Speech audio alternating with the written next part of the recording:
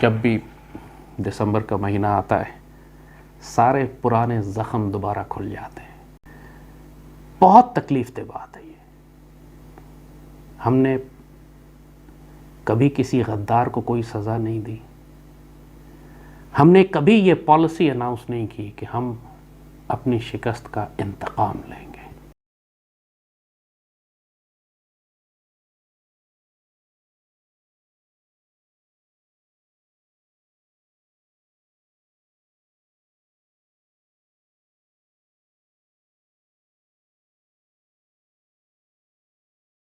East Pakistan must get full regional autonomy. They must be self-sufficient in all respect. And also they must get their share, due share, legitimate share in this central administration. And I am sure the West Pakistan people support it. And I am sure the West Pakistan people support it. It is only the vested interest who want to divide the people of East and West Pakistan to exploit their sentiments, wants to rule this country. Oh, nobody can stop it. Autonomy of East Pakistan. Nobody can stop it. I want my rights. Emancipation. I want my emancipation. I want to live like a free citizen of a free country. You mean independence? That I don't mean. You mean independence? That I don't mean. Yeah. It can be done many ways. Ultimately, It can be done many ways. Is an independent, sovereign country. That was the day That was it too. of your whole life. Whole life. How long had you been dreaming of a day like that? Long time. When did you first go to prison in your fight for freedom? It was many years ago. Long time. I think I started going to jail in so-called Pakistan from 1948. Is this a warning to the military government? No, how can I warn? I don't care. Government? No, how can I warn? I don't care. No, as a politician, are you warning that unless things are put straight soon, Well, worse things could happen? I've already said that by November we will be either on the rails or we'll be completely off the rails. I don't think that in the context of our present dispute and the problems between India and Pakistan, that war can be an answer. But in our present situation, I don't think that an all-out war would be an answer to our problems. And I don't think that an all-out war would be an answer to our problems. We will fight. We'll go back and fight. We will fight. We'll go back and fight. In removing some of the fat and flabby generals, and they are the vaderas of the army. And right, you see my statements, right from April we've been saying that. مشرقی پاکستان کے حوالے سے یہ بات آپ کو سمجھنا ضروری ہے کہ کیا وہ صرف ایک سانحہ تھا، پاکستان کو صرف ان کو الگ کرنا تھا؟ اس کے مقاصد کیا تھے؟ کون کون اس کے بڑے پلیئرز تھے؟ کون کون سی طاقتیں اس میں شامل تھیں جنہوں نے یہ کام کیا؟ اس کا تھوڑا سا بیک گراؤنڈ ہم آپ کو بتاتے ہیں، کیونکہ یہ جو جھوٹ اور پروپیگنڈا دوبارہ اس حوالے سے کیا جاتا ہے کہ صاحب بنگالیوں کو حقوق نہیں دیے گئے تھے، وہ اپنے حقوق لینے کے لیے انہوں نے پاکستان سے علیحدگی اختیار کر لی، اور اگر وہ الیکشن جیت چکے تھے فری اینڈ فیئر الیکشن. آپ کو آج تک یہ بتایا گیا ہے کہ پاکستان کے تاریخ کا سب سے فری اینڈ فیئر الیکشن 70 کا تھا. سب جھوٹ و خرافات، دروغ گوئی، کذب، ڈس انفارمیشن، پروپیگنڈا. لہٰذا اب 50 سال کے بعد وقت ہے کہ ہم اس سارے کھیل کو بے نقاب کریں، ان ساری سازشوں کو کھول کر بیان کریں، تاکہ آنے والے وقت میں اور آج کے دور میں وہی کردار جو پاکستان کو اسی طرح نقصان پہنچانا چاہ رہے ہیں آپ ان سے متنبہ ہو سکے. پاکستان بننے کے فوراً بعد ہی مشرقی پاکستان کو توڑ کر الگ کرنے کی سازشیں شروع ہو چکی تھیں. حقوق کا سوال نہیں تھا. بھارت آپ کو معلوم ہے کہ اس نے کبھی پاکستان کے وجود کو تسلیم نہیں کیا. وہ ہمیشہ سے آج تک ان کی اسٹریٹجی یہی ہے کہ پارٹیشن کو انڈن کیا جائے، پارٹیشن کو ریورس کیا جائے، جس کے جواب میں قائد اعظم نے اس وقت فرمایا تھا کہ Pakistan is a fait accompli, it can never be undone. وہ ان کی اسی سازشوں کے جواب میں تھا. آپ ایوب خان کی 1965 کی تقریر اٹھا کے دیکھیے، صبح کے وقت جو انہوں نے کی، اس میں انہوں نے یہی بات کہی ہے کہ بھارت نے آج تک پاکستان کے وجود کو تسلیم ہی نہیں کیا. اور حقیقت ہے کہ تسلیم نہیں کیا. ان کی سب سے بڑی ذلت اور خواری اسی بات کی ہے کہ ان کی بھارت ماتا کے ہم نے ٹکڑے کر کے پاکستان بنا لیا تھا. پہلے مشرقی اور مغربی تھا, اب مغربی پاکستان ہمارے پاس ہے. تو قائد اعظم جب 1948 میں ڈھاکہ گئے تھے تو اسی وقت فتنہ شروع ہو گیا تھا. کسی نے چھیڑ دیا کہ جی پاکستان کی قومی زبان اردو ہوگی کہ بنگلہ ہوگی. اب چونکہ سوال کرنے والے فسادی تھے, شرنگیز تھے, ان کے ذہن میں فتنہ اور فساد تھا, تو قائد اعظم نے بڑا واضح اس وقت فرمایا کہ پاکستان کی قومی زبان اردو ہوگی. لہٰذا یہ کہنا کہ بنگالیوں کو حقوق نہیں دیے جائے, فوج میں ان کا اتنا ہی تناسب تھا جتنا ان کی آبادی کے لحاظ سے ہونا چاہیے. جیسے مشرقی پاکستان میں جب 71 میں بغاوت ہوئی تو پوری فوج ہی ختم ہو گئی, 75% آرمی ختم ہو گئی, کیونکہ ساری بنگالی یونٹس تھیں وہ بغاوت کر کے الگ ہو گئیں. تو یہ کہنا کہ ان کو حصہ نہیں دیا گیا تھا اتنا ہی بڑا جھوٹ ہے جس طرح آج کو یہ کہے کہ سندھ کو حقوق نہیں دیے جا رہے, مگر حالانکہ حکومت وہاں سندھی زرداری کر رہا ہے اور اس کی ناپاک اور پلیت نسل کر رہی ہے بھٹو کی پچھلے 50 سال سے. کوئی یہ کہے بلوچستان کو حقوق نہیں دیے جا رہے, حالانکہ سارے بلوچ سردار جو ہیں ارب پتی اور کھرب پتی بن چکے ہیں اسی حقوق کے نام کے اوپر. ظلم و زیادتی پاکستان میں ہر جگہ پہ ہے, مگر یہ وجہ نہیں تھی مشرقی پاکستان کو الگ کرنے کی. سازش اور تھی. سازش یہ تھی کہ 60s کے دور میں دشمنوں نے دیکھ لیا یہ بات کہ پاکستان جس طرح ترقی کرتا جا رہا ہے, اگر اس کو نہ روکا گیا تو یہ عالمی طاقت بن جائے گا اگلے 10-15 سال کے اندر. جیسے کہا بحث یہ ہوتی تھی کہ 80 میں دنیا کا سب سے طاقتور اور جدید ترین شہر کراچی ہوگا کہ لندن کے نیو یارک. اس طرح پاکستان ترقی کر رہا تھا. اعلیٰ ترین تعلیم یافتہ سائنسدان, انجینئرز, ڈاکٹرز ہم نکال رہے تھے. پوری دنیا میں انڈسٹریز, پوری دنیا, ساؤتھ کوریا جو آج دنیا کے انڈسٹریل جائنٹ ہے وہ اپنا 5 year development plan Ayub Khan سے لے کر گیا, پاکستان سے لے کر گیا.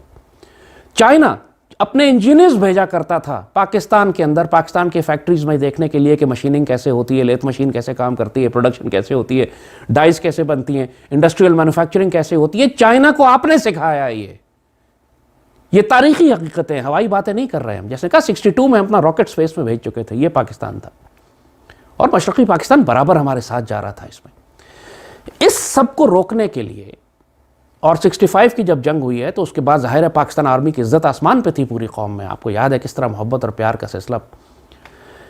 اس ساری انڈسٹریل ریولوشن کو, اس ترقی کو روکنے کے لیے دشمنوں نے 3 پلان بنائے. ان کو 3 آبجیکٹیو اچیو کرنے تھے. اس کو ہر حال میں روکنا تھا ان کو, اور اس کو روکنے کے لیے انہوں نے 2 کیریکٹرز کا انتخاب کیا, ایک مشرق میں مجیب الرحمان کا اور مغرب میں ذوالفقار علی بھٹو کا. اور جو آبجیکٹیو اچیو کرنے تھے وہ یہ تھے کہ پاکستان کی انڈسٹریل ریولوشن کو, جو ہمارا صنعتی انقلاب برپا ہو رہا تھا پاکستان میں, اس کو روکا جائے, تباہ کر دیا جائے, بالکل پاکستان کو 50 سال پیچھے دھکیل دیا جائے. اور پاکستانی فوج کی جو عزت ہے قوم میں اس کو خاک میں ملا دیا جائے, مٹی میں ملا دیا جائے.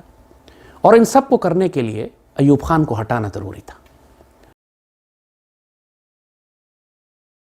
ایوب خان نے 1958 میں پاکستان کا اقتدار لیا اور 4-5 سال کے اندر ہی پاکستان کی شکل ہی تبدیل ہو گئی. دنیا یقین نہیں کر رہی تھی کہ یہ پاکستان جس رفتار سے ترقی کر رہا تھا, انگشت بدندان تھے, آنکھیں پھٹی کی پھٹی رہ گئی تھی دنیا کی اس پاکستان کو دیکھ کر. یعنی اس وقت یورپ اور امریکہ کے سفارتکار اس بات پر بحث کیا کرتے تھے کہ 1960 کی دہائی میں جو کراچی ہے, 80 میں دنیا کا جدید ترین شہر لندن ہوگا کہ نیو یارک ہوگا کہ کراچی ہوگا. کراچی کے اندر جو ترقی ہو رہی تھی, جو ڈیولپمنٹ پورے پاکستان میں ہو رہی تھی, وہ اتنی ناقابل بیان تھی. 1962 میں ہم اپنا اسپیس راکٹ بھیج رہے تھے. 1961 The Russians had put the first man in space. Great success in space when the Russians pushed a man across the threshold. The Americans are caught napping. We choose to go to the moon in this decade and do the other things. With Pakistan's President Ayub Khan present in the US. Splittering gala is a fitting climax to his Washington visit. NASA cashes in to explore Pakistan's interest in space. In the beginning we resisted. Okay, we are in nuclear engineering, we don't want to change. Wallops Island was a new experience for both sides. Oh, where are you from?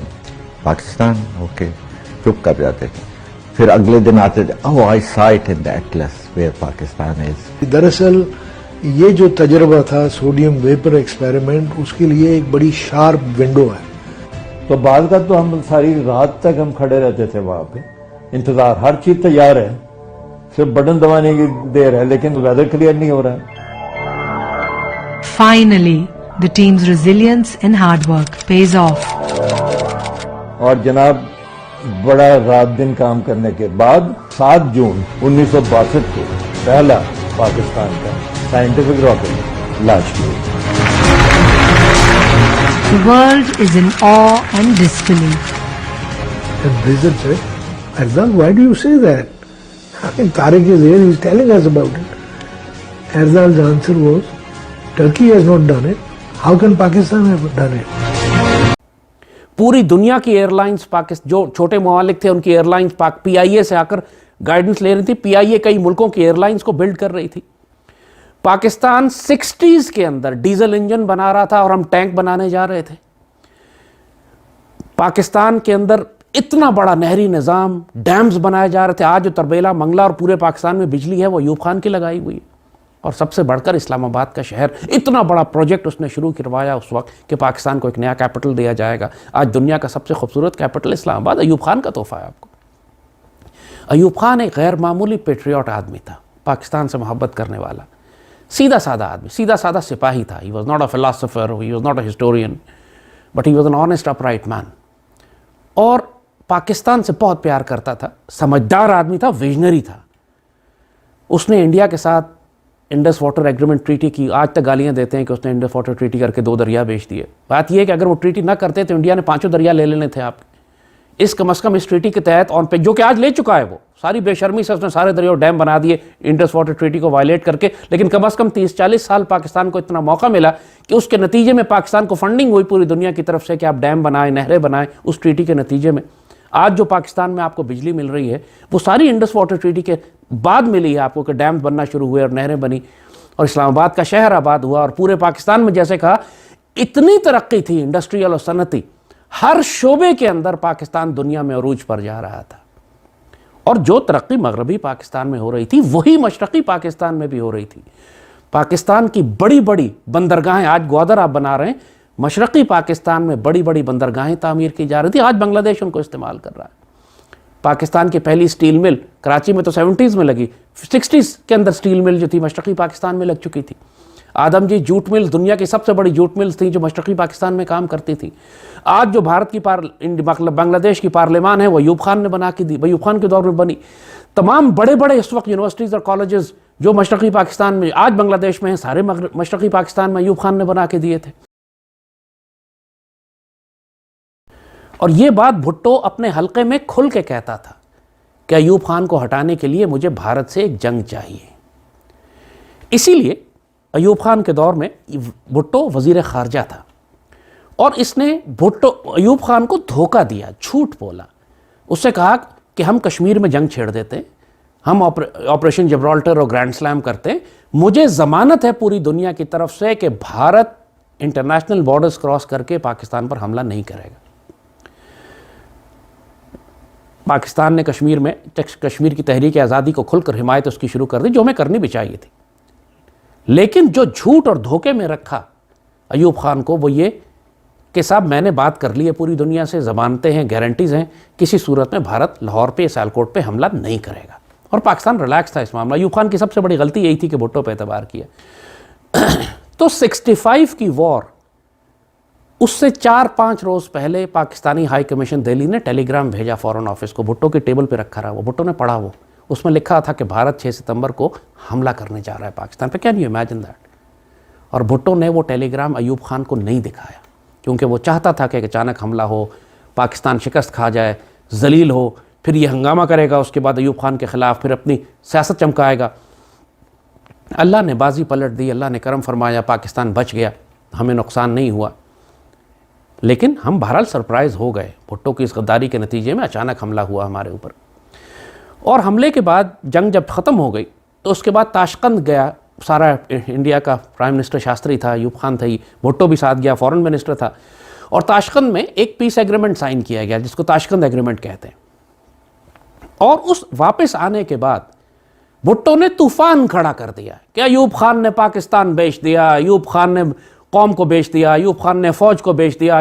اور قوم جیسی کہ ہماری جاہل ہے وہ ان باتوں میں آنا شروع ہو گئی. اور ایوب بھٹو نے اس وقت ریزائن کر کے اپنی پاکستان پیپلز پارٹی بنائی. इससे चंद साल पहले 1962 में भारत जो था शेख मुजीबुर रहमान के साथ मिलकर अगरतला साजिश पर काम शुरू कर चुका था। 1962 में अगरतला साजिश पर काम शुरू हुआ था, इलेक्शन 1970 में हुए। अगरतला साजिश ये थी कि भारत मुकम्मल तौर पर फंडिंग करेगा शेख मुजीब की, ये कई साल लेगा अपनी दहशतगर्द तंजीम बनाने में, मुक्ति बाहिनी जो आगे जाके बनी, और फिर एक मुसल्लह बगावत के ज़रिए ये पाकिस्तान से अलहदगी करेंगे। 65 में ये तैयार नहीं थे, लिहाजा 65 की वॉर के बाद भुट्टो को लॉन्च कर दिया गया और भुट्टो ने वो तूफान मचाया, सारी सियासी जमातें इकट्ठी हो गई कि मुजीबुर रहमान को बरी किया जाए, इसको माफ़ किया जाए, चूंकि अगरतला साजिश का केस चल रहा था, इस पर ये गिरफ्तार हो गया था, सारी एविडेंस मिल गई थी कि ये भारत से मिलकर मशरक़ी पाकिस्तान तोड़ना चाहता है। 1966-67 में, इलेक्शन से 3 साल पहले। और भुट्टो ने और सारी सियासी जमातों ने मिलकर, जिसमें बदनसीबी से शेख रशीद भी शामिल था, आज का आपका शेख रशीद जो स्टूडेंट लीडर था, ये बहुत बड़ा, इन सब ने मिलकर, जिन बड़े बड़े नामों को आज आप लेते हैं बड़ी इज्जत से, न साहबजादा नसरुल्लाह खान तो जमात इस्लामी तो शेख रशीद, ये सब मिल गए थे अयूब खान को हटाने के लिए और निकालने के लिए। और इन सब ने मिलकर इतना नाक में दम किया अयूब खान का, पाकिस्तान में इतनी अनारकी और इतना फसाद मचाया कि उसके नतीजे में 1968-69 तक अयूब खान रिज़ाइन करके अपनी हुकूमत याहिया खान के हवाले कर गए। अब खेल आसान हो गया था भुट्टो के लिए और मुजीब के लिए और आलमी ताकतों के लिए। Under pressure, Ayub Khan at first responded by flinging his opponents into jail. But the pressure was sustained. The army, which had put him in power, stood on the sidelines as the rioting students battled it out with the police. The prison doors were opened, and the president agreed to stand down and to meet his opponents.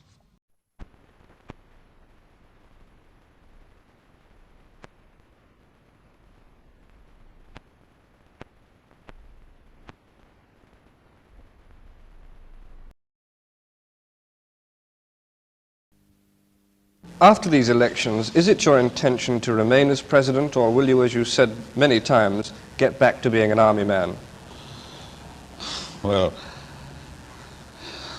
my intention of remaining a president has nothing to do with me. In the process of democracy, the government will elect their president. And unless I offer myself for that election, I can't remain a president. And I'm not offering myself to be president. You are not? No, I'm not offering myself president. You see, our country is perhaps a unique country in the world. Country divided into two parts, 1,000 miles apart. Particularly with a hostile country in between. Even if the country in between is not hostile, the fact remains that geographically we are 1,000 miles apart. Therefore, although our future constitution would be a federation of provinces, which is a province of East Pakistan and 4 provinces in West Pakistan, the 4 provinces of West Pakistan being geographically next to each other, East Pakistan is 1,000 miles apart. So it cannot be treated at par with the other federating provinces.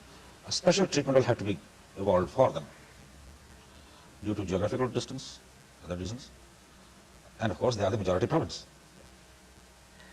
They must have means and methods whereby in the overall policies of Pakistan, they must have full powers of making decisions for themselves, both in the economic field, in the administrative field, in the legislative field. They must have, once their resources are allocated to them according to their needs, they must have complete control of their own affairs.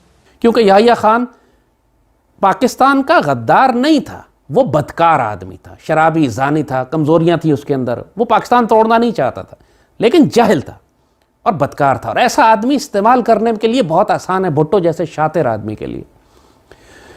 तो भुट्टो ने manoeuvre किया कि जी आप election करवाएं पाकिस्तान में। वो याहिया खान मजबूर था, उसने इलेक्शन करवाए। मशरक़ी पाकिस्तान से ज़्यादा करप्ट इलेक्शन पाकिस्तान की तारीख में नहीं हुए कभी। जिस तरह कराची में आपने देखा है MQM किसी को अपने खिलाफ वोट नहीं डालने देती थी, बदमाशी थी, दहशतगर्दी थी, यही मुक्ति बाहिनी ने 70 के इलेक्शन में मशरक़ी पाकिस्तान में किया। कहते जी सारी सीटें जीत गए, 181 सीटें वो जीत गए। एक कैसे जीत गए? इसलिए कि उनके खिलाफ कोई खड़ा ही नहीं हुआ, खड़ा हो सकता नहीं था। मुक्ति बानी, मुसल्ला, दहशतगर्द हर पोलिंग स्टेशन पर कत्ल कर देते थे उस सामने वाले को जाके कि जो इनके खिलाफ खड़ा होता था। कोई खड़ा ही नहीं हुआ। 100% सीटें उन्होंने मशरक़ी पाकिस्तान से मुक्ति बानी ने जीत ली। इमेजिन करें, शेख मुजीब जीत गया। भुट्टो ने 80 सीटें जीती, 80-81 सीटें या 60 सीटें तकरीबन मगरबी पाकिस्तान में जीती। और ये वो वक्त था कि अब याहिया खान के पास कोई ऑप्शन नहीं था। अगर वो डेमोक्रेटिक प्रोसेस से चलता तो वो कहता कि ढाका के अंदर इजलास होगा और हुकूमत बनाने की पहली दावत मुजीबुर रहमान को दी जाएगी। अब ये वो चीज़ थी जो भुट्टो कबूल नहीं कर सकता था, लिहाजा भुट्टो ने ऐलान कर दिया। In the general elections last December, the Sheikh Awami League swept the board, capturing all but 2 of East Pakistan's seats in the Constituent Assembly and thus gaining an overall national majority. It seemed like the golden opportunity the East had been waiting for, a chance to redress some of its grievances and demand greater independence from the West. But politicians in West Pakistan were alarmed at the thought of having Sheikh Mujibur as the next Prime Minister, and the leader of the victorious party in the West, Mr. Bhutto, refused to attend the new assembly unless the Sheikh modified some of his demands. Mr. Bhutto refused to attend the new assembly unless the Sheikh modified some of his demands. अगर कोई ढाका गया तो मैं उसकी टांगें तोड़ दूंगा। लिहाजा अब वो उसने राब्ता ही तोड़ दिया। मगरबी पाकिस्तान से कोई एमएनए इलेक्ट होकर मशरक़ी पाकिस्तान नहीं जा सकता था। और फिर उसने एक तकरीर करके कह दिया कि उधर हम इधर तुम, यानी इस तरह की ज़ुबानी बातें की जिसका मफहूम ये निकला कि उधर हम इधर तुम, यानी उधर तुम हुकूमत करो, इधर हम हुकूमत करते हैं। ये तक आइडिया उसने याहिया को दिया कि उसको वहां का वज़ीर आज़म बना दें, मुझे यहाँ का वज़ीर आज़म बना दें, मैं मुल्क का नक्शा तब्दील कर दूंगा। इस किस्म की बातें अस्तग़फिरुल्लाह कि बिल्कुल भड़क के सारा आपने दलील, सारी आपने रीजन दे दिया मशरक़ी पाकिस्तान में मुजीबुर रहमान को, जो पहले ही तैयार बैठा हुआ था। सारी मुक्ति बानी इंडियन आर्मी उसके साथ मौजूद थी। उसने 15 मार्च को ऐलान बगावत करके खुल्लम खुल्ला बगावत कर।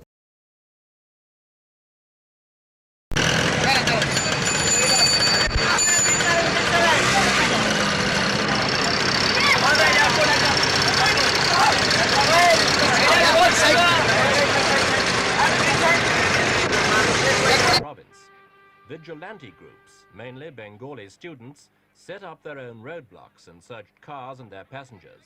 Any driver unable to speak fluent Bengali was immediately arrested. 2 men broke away from their questioners and began running. One produced a gun and fired at the rickshaw driver. He was chased, knocked down and stoned to death by a crowd of more than 1,000 people.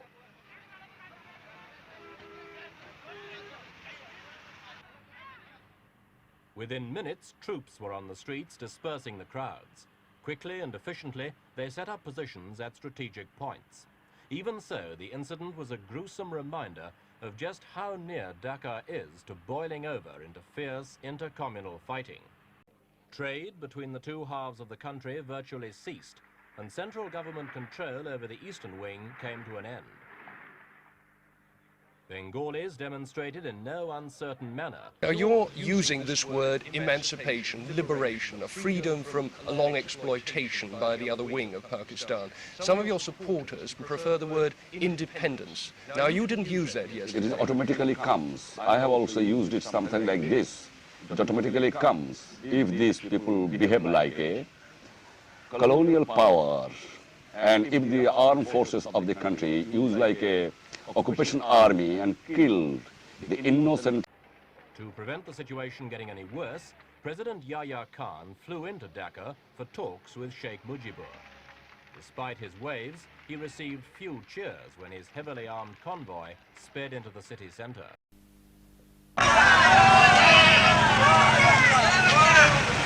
Jai Bangla! Jai Bangla! Jai Bangla! Jai Bangla! Jai Bangla!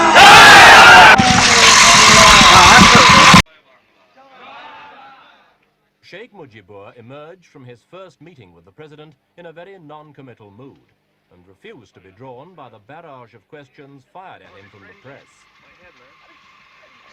Kindly don't ask me any other questions. I have already answered. My discussion is going on about the political situation of this country, and discussion will continue because it is not a very matter of 1 or 2 minutes. You require sufficient time to discuss, and tomorrow 10 o'clock again I am meeting the president and discussing. Thank you very much now. Will some of your people be willing to accept? If the Sheikh was thinking of a compromise, he certainly didn't tell his supporters.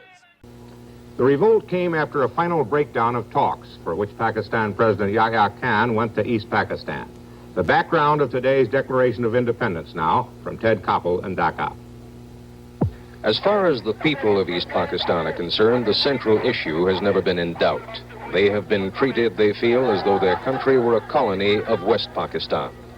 In last December's general election, East Pakistan's Awami League won an absolute majority in the National Assembly. The Assembly was due to convene on March 3rd. It would draft a new constitution. Given a majority voice in the new Assembly, things would be different for East Pakistan. But the Assembly never met. Under pressure from West Pakistan's political leader, Ali Bhutto, but the Assembly never met. Under pressure from West Pakistan's political leader, Ali Bhutto, but the Assembly never met. Under pressure from West Pakistan's political leader, Ali Bhutto, President Yahya Khan postponed the Assembly for 3 weeks. Under the leadership of Sheikh Mujibur Rahman, the Bengalis took to the streets. The situation became so critical that President Yahya himself flew here to Dhaka to meet personally with the Sheikh. The meetings were so private that no member of the press has yet seen or photographed the two men together. Finally, the third protagonist was summoned from Karachi. Ali Bhutto arrived in Dhaka surrounded by machine gun-toting bodyguards. The hotel where he stayed became an armed camp, cordoned off by the army. The precautions were necessary. In a competition for the most hated man in East Pakistan, Ali Bhutto would win in a walk.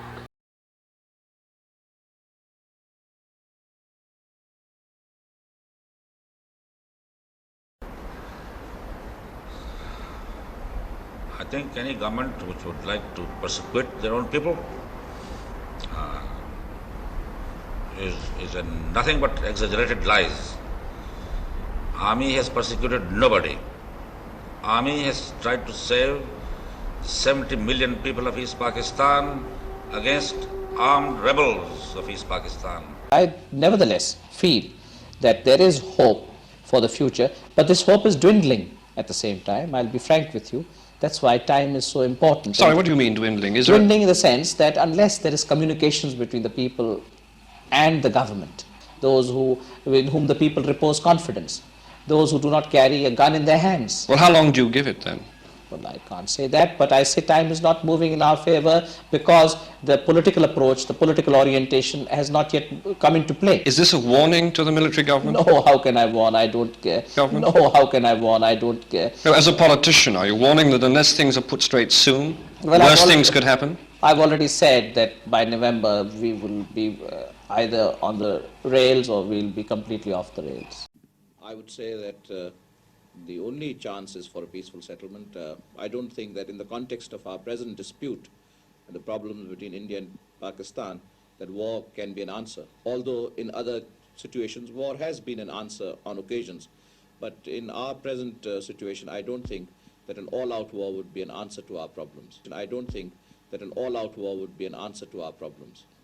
If you were Prime Minister, what would be your first action in connection with the East now?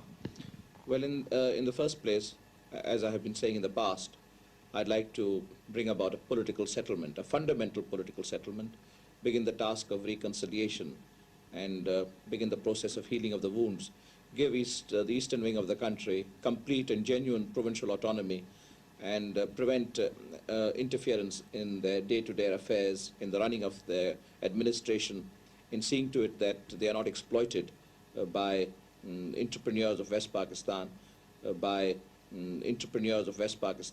A political thing, or do you think it's something sort of created more or less to establish the pretense of some kind of opposition to your own PPP?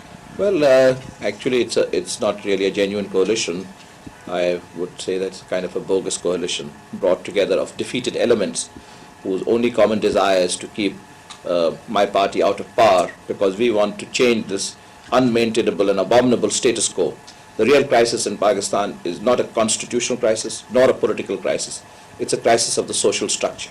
It's a crisis of the social structure. Tonight, do you think the prospects of war with India are further away perhaps than they were a few days ago?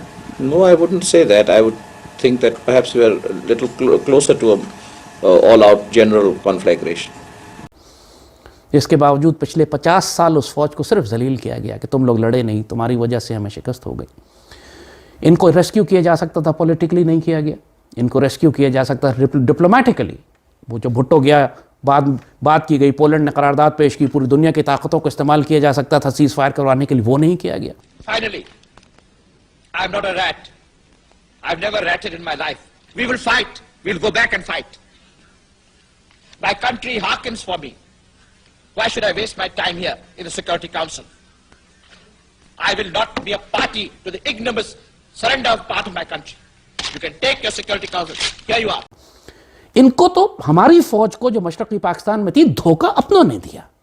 न सियासी हल तलाश किया गया, न सिफारती हल तलाश किया गया, न फौजी कुमक उनको भेजी, बल्कि अबैंडन कर दिया। और आखिरी दिन तक धोखा में रखा गया अपनी कौम को। याहिया खान और उसकी एडमिनिस्ट्रेशन और जनरल गुलाम उमर और भुट्टो ने पूरी पाकिस्तानी कौम को धोखे में रखा कि जी हम तो मशरक़ी पाकिस्तान में कामयाब हो रहे हैं, शिकस्त का कोई सवाल ही नहीं है।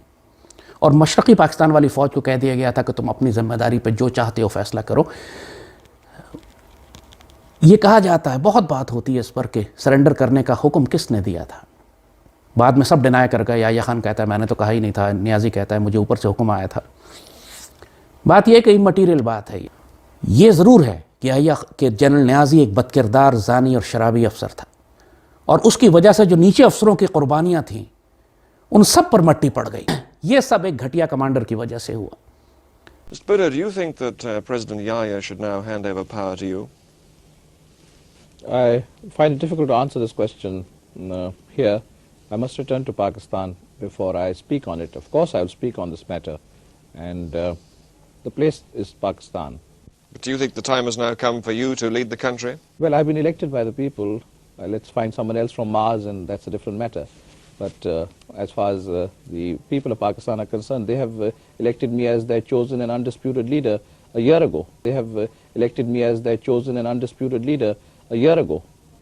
But outside Pakistan, you have said that this government has made some mistakes. Certainly. What sort of mistakes? Well, coming to the present, the delay, inordinate, inexplicable delay in the transfer of power, that I think has been a fatal blunder. Power should have been transferred much earlier. To whom? To us, to the elected people. To whom? To us, to the elected people. Elections were held, and the results of the elections should have been implemented so that we could have sought a political settlement.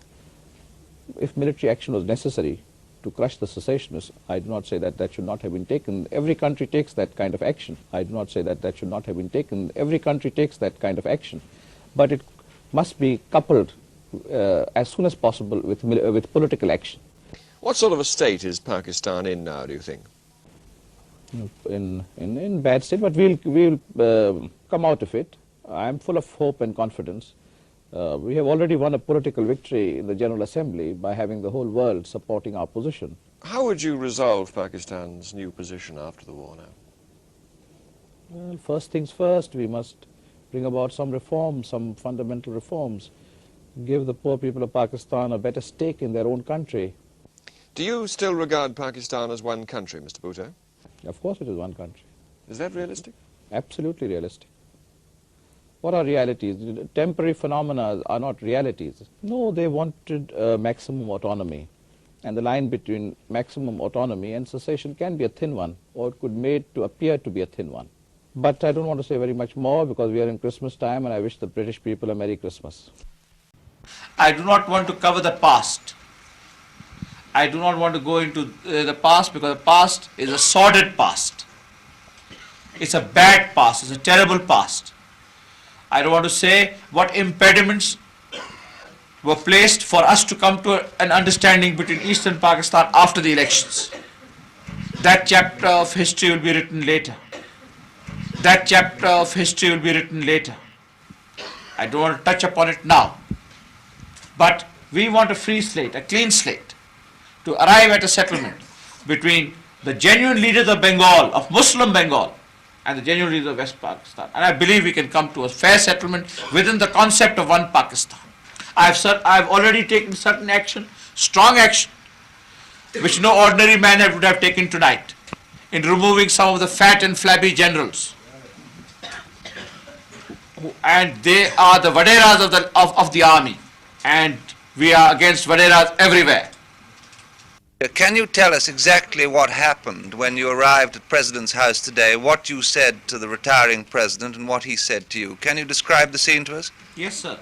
I told the retiring President that, in my humble opinion, that we are facing this situation today merely because power was not transferred soon after the military action in March. Every country has a right to defend its unity and national integrity and to fight secession. But there are methods and means to fight secession. You take action, of course sometimes military action necessary, and quite vigorously, that unless political action complements and finally supplements military action, we would find ourselves in a terrible dilemma. And you see my statements, right from April we've been saying that. And on the 29th of September, I said by the end of this year, situation might be out of everyone's hands. Because intelligent people can anticipate these events. Intelligent people can anticipate these events. मगर fall of Dhaka के बाद जो भुट्टो ने सबसे पहला काम किया, guess करें वो क्या किया होगा? जो टास्क उसको दिया गया था, जिसके लिए वो लाया गया था इक़्तिदार में, वो पाकिस्तान की सनती तरक्की की तबाही थी। वो पाकिस्तान को तोड़ दिया उसने, पाकिस्तान आर्मी को जलील भी कर दिया, और तीसरा अहम तरीन काम था पाकिस्तान की सनती तरक्की को तबाह करना। ये बात आज आपकी तारीखी किताबों में, आपकी यूनिवर्सिटीज़ में, मीडिया में, कॉलेजेस में कोई बात नहीं करता कि भुट्टो ने आने के बाद सबसे पहला काम यह किया कि पाकिस्तान की तमाम इंडस्ट्रीज़ को नेशनलाइज कर लिया। I had made a pledge to the people of Pakistan to implement important industrial reforms in the country. I am now beginning to redeem this pledge. As from today, the control and command of the people over the following categories of industries have been asserted. 1. Iron and steel industries.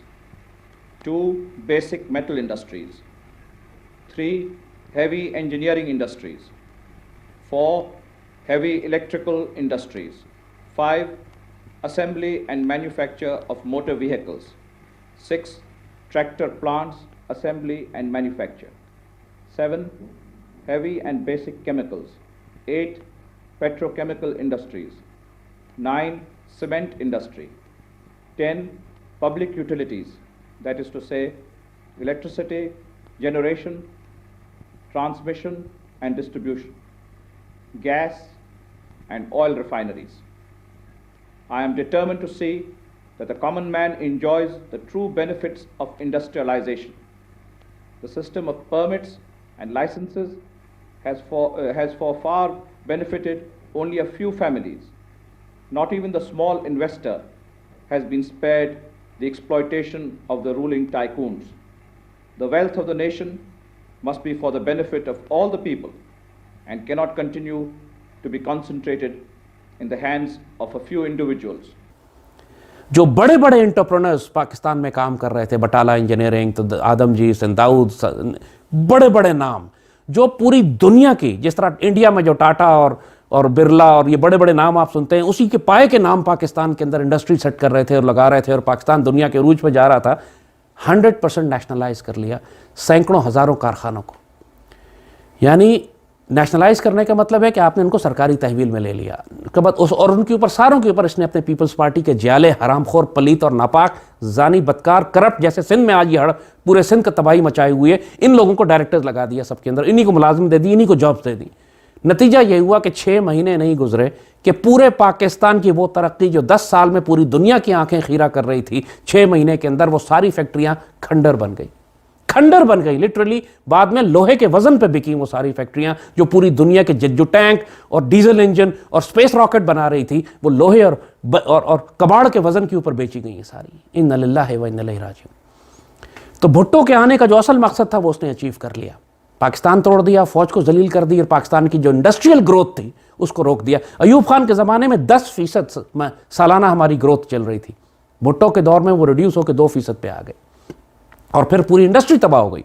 اور جتنے private entrepreneur تھے جنہوں نے اپنی ساری زندگی کی کمائیاں invest کی تھی پاکستان کی انڈسٹری لگانے کی، سب پاکستان چھوڑ گئے. بٹالہ انجینئرنگ کے مالک جو تھے، جہاں ڈیزل انجن بنتا تھا، جہاں چائنیز آ کے ٹریننگ لیتے تھے، وہ لنڈن میں بیچارے اپنے گلاب کے پھول دیکھتے دیکھتے وفات پا گئے. اتنے دل برداشتہ ہوئے کہ پاکستان ہی چھوڑ گئے.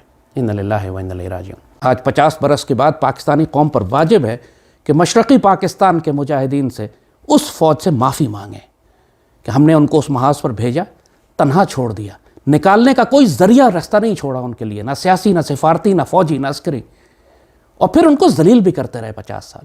چونکہ اس فوج سے بھٹو کو خوف تھا، یہ فوری فوج جانتی تھی کہ ہمیں بھٹو نے بیٹرے کیا، لہٰذا بھٹو نہیں چاہتا تھا کہ ان کو جلدی واپس لایا جائے، لہٰذا جان بوجھ کر اس نے اندرا گاندھی سے کہا کہ ان کو 3 سال تک اپنے پاس قید رکھو.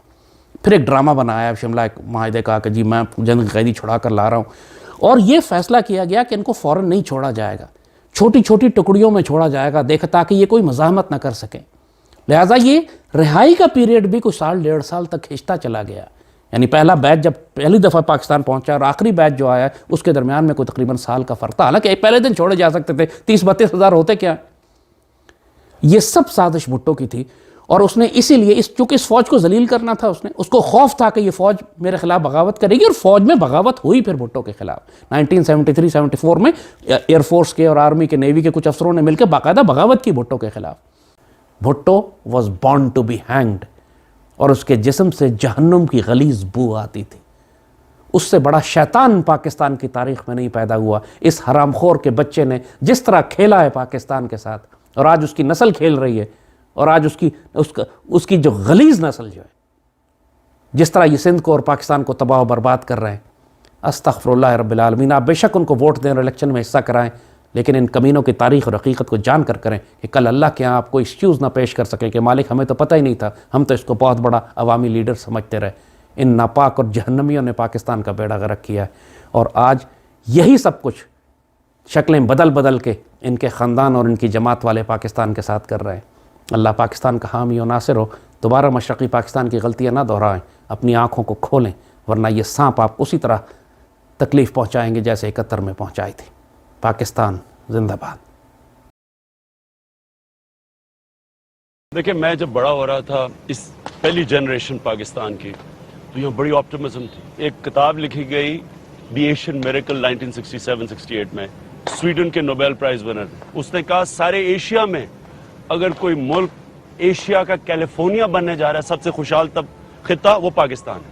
اس نے کہا سارے ایشیا میں اگر کوئی ملک ایشیا کا کیلیفورنیا بننے جا رہا ہے، سب سے خوشحال خطہ، وہ پاکستان ہے. اور اس کو روکنے کے لیے انہوں نے 2 کیریکٹرز کا انتخاب کیا، ایک مشرق میں مجیب الرحمان کا اور مغرب میں ذوالفقار علی بھٹو کا.